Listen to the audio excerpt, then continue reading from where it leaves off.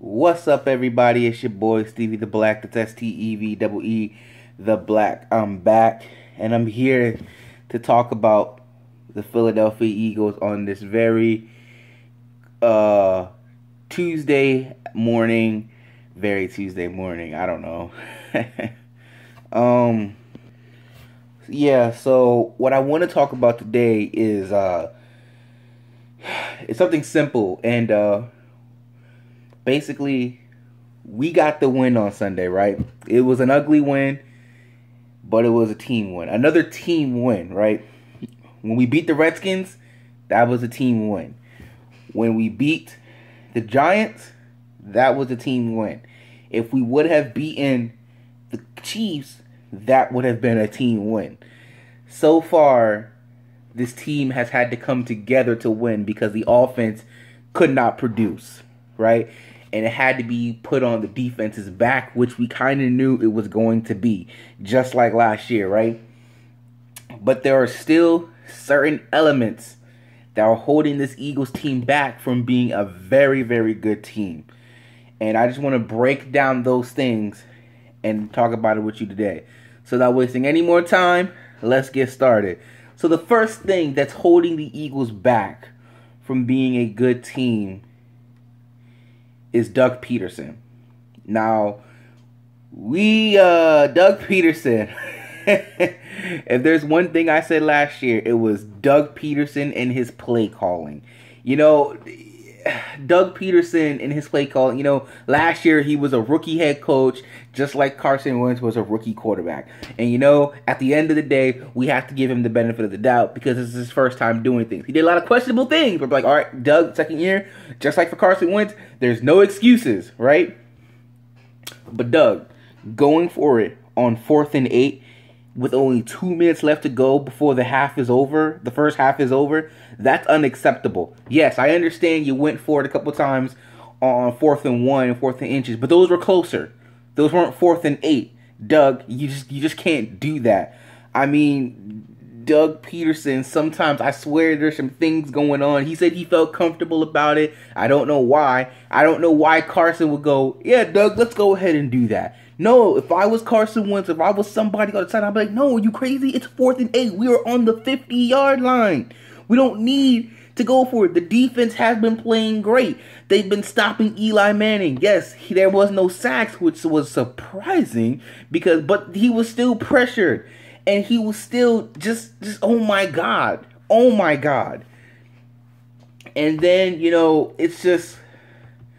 And then EDP had said this in his video the other day. He was like that Doug Peterson had called a run. LeGarrette Blount got 8 yards. Carson pass, incomplete. Carson pass, incomplete, punt. That makes no sense. If LeGarrette Blount got 8 yards on the run the first time, why would you not run LeGarrette Blount up the second time? Yeah, maybe they were, quote-unquote, expecting him to do that. Oh, let's catch him off guard by throwing the ball. You know who else thought that way? The Seattle Seahawks, and that's why they weren't back-to-back Super Bowl champions. But, I mean, my God. Look, he was doing okay, and then he did that, and I'm like, what are you thinking? What? For what? For what? For what? I don't know. But Doug, your play calling has got to get better, or you need to give it to the offensive coordinator because, my God, I don't know. Were you going for 4th and 8 in the Kansas City, and was Andy Reid like, yeah, go ahead, go for it, or was Andy Reid like, nah, bro, we're not doing that? Just saying. So yeah, his play calling needs a fixture. He needs to get that to the offensive coordinator. Needs to get better. But we already knew that, didn't we? Second thing, the Eagles ran the ball. You need to stick with that. When you stuck with it Sunday, and look what it did for you. That is a good Giants defensive line. That is a good Giants defensive secondary. And we ran 193 yards on them like they were us last year. When you run the ball, it takes pressure off of Carson Wentz. And you accomplished that. Carson Wentz did not play particularly well. I know I said that in my video, but like I said, I had just come off. It was just after the 61-yard field goal, okay? So, I was extra hyped. But now I've had 2 days to think of it. Carson played okay. He gets a B plus. He didn't play particularly well, but I mean, come on, it's a work in progress. Just like that Peterson's work in progress. But see what happens when you run the ball. You gotta keep running the ball. Like Garrett Blunt, Wendell Smallwood. Now that unfortunately Darren Sproles is injured and out for the season, you gotta use Corey Clement, whatever his name is. You gotta use him. Okay, run the ball, take the pressure off Carson Wentz, and I'm telling you, it can work. I don't want to see this just against John. No, you need to do this against the LA Chargers. Who we got after the LA Chargers? You need to do this against the Cardinals. You need to do this against the Panthers. You need to do this against the Redskins. You need to do this against teams, Doug. This is what's going to get us wins. When you run the ball, that's why Dallas is so effective. That's why all these other teams are effective, because they run the ball. You run the ball, you help Carson Wentz out. He's not throwing 40 times a game like we don't want him to be doing, okay? Run the ball, do what you did on Sunday, and we'll be fine. Running the ball. Number 3, God, we need Darby back. Now, look, Jalen Mills, he's getting better, but he's not a number 1 cornerback. He's a number 2. Rasul Douglas played great these first 2 games, but he's a rookie, so it's going to take some time. Had we had Ronald Darby on Odell, we would have Jalen Mills probably on Sterling Shepard, and then, you know what, we'd be doing fine, okay? So, I mean, look. Hold on, excuse me. So look, we really have to. We need Darby back. That's all I'm saying. Look, we are banged up in the secondary. We done lost pretty much all our safeties except Malcolm Jenkins. Fletcher Cox went down. Jordan Hicks went down. And yet somehow we still managed to win the game. That was just freaking heart right there, yo. Because the Eagles like, yo, we not losing this game. We not losing this game. That's what the Eagles said. And you know what? I'm proud of the Birds. They did their job. But we ain't going to get lucky like that every single week, okay? We need Fletcher Cox back. We need Jordan Hicks back. And like I said, Lord, oh God Almighty, we need Ronald Darby back. We get those back, and we got a healthy defensive line with Cox back in and our secondary straight. I'm telling you, we can be something special this year. We are hanging in there with teams. We are doing it. We are doing it, guys. We are doing it. But we need to get healthy.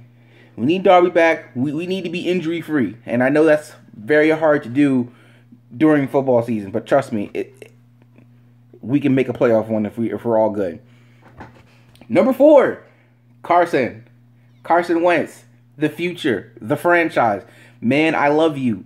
Not like that. I got my Eagles jersey, okay? But, bro, you got to hit some deep balls, man. You got to hit them deep balls, bro. You had Alshon Jeffrey wide open. You got to hit them deep balls. I mean, Dad, we went into the half 7-0. We should have been up 14-0. And although I'm proud of you, look, you came back. You had your comeback from behind win. You did. And I'm happy and I'm proud of you. But to be quite frankly honest, it never should have come to that. It never should. Now, again, I attribute that to the Giants weren't going to go down without swinging. And just the fact that our secondary and our defense was very depleted. But, what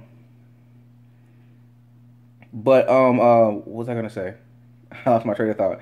Give me a second. Okay, I got it back.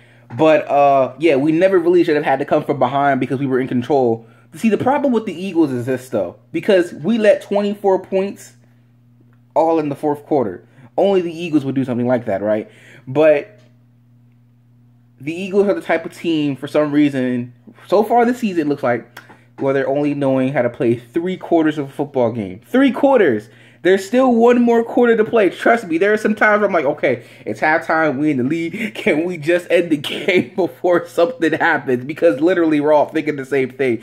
God, can the game be over? Because I don't want something to happen. Like, we almost lost the game Sunday, but luckily we were like, yo, we're not losing this game. Carson, you did what you had to do. You got the ball to Alshon. Alshon got out of bounds for Jake Elliott to hit the 61-yard field goal. But Carson, you got to get better on the throws. Again, never should have been behind in the first place. But I'm just saying. And speaking of, so you got to get better on the deep ball, bro. And speaking of Mr. Elliott himself. Not Ezekiel Elliott, but Jake Elliott, the man of the week for the Philadelphia Eagles, hit a 61-yard field goal. Now look, he's a rookie, okay? And he's gonna miss. And that's the frustrating thing. He missed in Kansas City. He missed one here on Sunday. But hopefully, he said it. He went to the coach and was like, Coach Peterson, let me kick it. I promise you I will make it. And he did. Okay? He made the field goal. And I'm happy. I'm proud. And you know what? Hopefully, this confidence, him making that field goal is the confidence he needs to start kicking field goals and stop missing. Because there are some times where I wanted to choke this kid and say, what are you doing? It's not that hard. Make the kick. But then you make the 61-yard field goal. It was a feel-good moment. We love you for it. Now, hopefully that builds up your confidence. Because like he said, he went to coach and was like, yo, let me do this. And he made it, right? Hopefully this builds up his confidence. And he starts making field goals. And if he can do that, we will be a much better team. He might outplay Caleb Sturgis, for crying out loud. Now, I'm not saying we get rid of Caleb Sturgis, but I'm saying he might just be better, or he might just get better, and that's all we're asking for. And with that being said, that's pretty much the video. That's how the Eagles can be better, guys. Because quite frankly, we are 2-1. We are top of the NFC East. The NFC East is tied right now between the Cowboys and Giants, sorry. The Giants are at the bottom. The Cowboys, the Redskins, and the Eagles. With the Eagles on top. We have looked like the best team in the East for the first 3 weeks. But then again, we looked that way last year too. And you know what happened then. But this is a different team. We got the Los Angeles Chargers. We're going to LA. And I believe we can win the game. But we just got to fix these problems. What are those problems again? Problem number 1. Doug Peterson, his play calling. Otherwise, give it up. Number 2. What was number 2? I think it was the defense. It was the defense. We need to get healthy. We need Darby back. Hopefully, Fletcher Cox and all our safeties will be able to go on Sunday, and we'll be good. Because we got lucky with all them injuries. But we got lucky. But we can't. It's not going to be like that every week. We got lucky. Number 3, Carson, you got to hit them deep balls, bro. You got to hit them deep balls. Number 4, running the ball. Running the ball helps Carson Wentz. He looked amazing. Well, like I said, he looked good enough. He looked good to win the game. He really did. And number 5, Jake Elliott, confidence. You keep up that confidence. You keep making these field goals. All these things come into place. I'm telling you, we'll be in the play. We'll win the NFC East. We'll be in the playoffs. I'm not sure if we'll beat Atlanta. But we beat them last year with our defense, right? So maybe, I don't know. I'm not saying Super Bowl, but I'm saying we can make at least we can go farther than Dallas did last year. I believe that. So those are the 5 things that the Eagles can do to improve and be a much better team. With that being said, that's about it. Come back later today because I'm doing my Monday Night Raw review. And if you're not down with that, I've just got 3 words for you. Fly, Eagles, fly. Peace out, y'all.